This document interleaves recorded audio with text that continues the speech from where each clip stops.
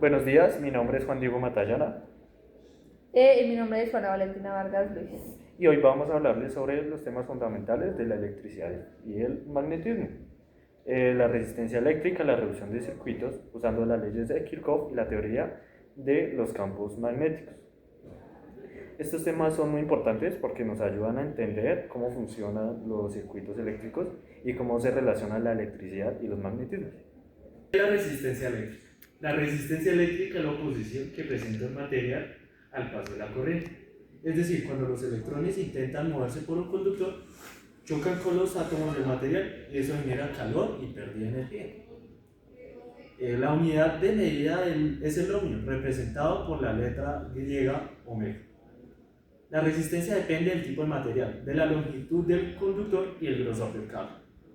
La fórmula general es R igual a P menos L sobre A, donde P es la resistividad del material, L es la longitud y A el área de la sección transversal. Por ejemplo, un cable largo y delgado tiene más resistencia que uno corto y grueso.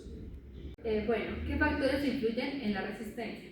La resistencia depende principalmente de tres factores: material, temperatura y longitud y área. El material, el cobre y la plata son buenos conductores porque su resistividad es baja, mientras que materiales como la madera o el plástico tienen reactividades muy altas. Segundo, la temperatura. Cuando aumenta la temperatura, los átomos vibran más, lo que dificulta el movimiento de los electrones, aumentando la resistencia. Y tercero, las dimensiones del conductor. A mayor longitud, mayor resistencia, y a mayor grosor, menor resistencia. Todo esto se relaciona con la ley de Ohm, que nos dice que el voltaje es igual a la corriente multiplicada por la resistencia. En una conexión en serie, las resistencias están una detrás de otra, como si fueran una sola línea. La corriente que pasa por cada resistencia es la misma, pero el voltaje se reparte entre ellas. Para hallar la resistencia total, simplemente la sumamos.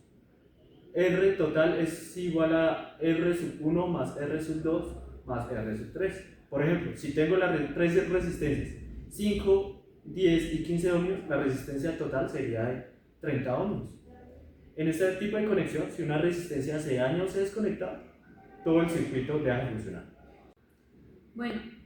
Resistencias en paralelo. En este caso, del paralelo, las resistencias están en diferentes ramas del circuito.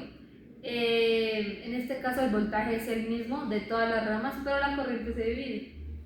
La fórmula para la resistencia total es 1 sobre R por T igual a 1 sobre R por 1 más 1 por R por 2 más 1 R por 3. Y el resultado siempre será el menor que la menor de las resistencias.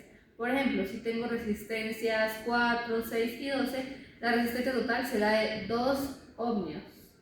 En paralelo, si una resistencia se desconecta, el circuito sigue funcionando, lo que hace más seguro y estable. Un circuito mixto es una combinación de resistencias en serie y paralelo. Para resolverlo hay que hacerlo paso a paso. Primero se calcula de las resistencias que estén en paralelo o en serie y poco a poco se van reduciendo el circuito hasta dejar en una resistencia respectivamente y equivalentemente. Por ejemplo, si tengo dos resistencias de 2 y 4 ohmios en paralelo y luego una de 5 ohmios en serie, con ellas la resistencia total sería de 6.33 ohmios. Este método nos permite simplificar circuitos complejos y entender mejor el comportamiento de la corriente.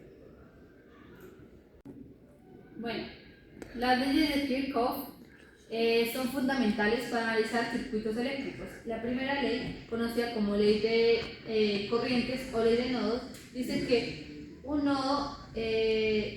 un nodo la suma de las corrientes que entran es igual a las sumas de las que salen. Esto representa la conservación de las cargas eléctricas. La segunda ley, llamada ley de voltajes o ley de mallas, establece que En un circuito cerrado, la suma de las caídas de voltaje es igual a la suma de las fuentes de voltaje.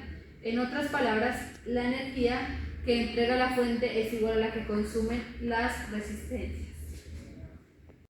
Un nodo es el punto del circuito donde se conectan tres o más conductores.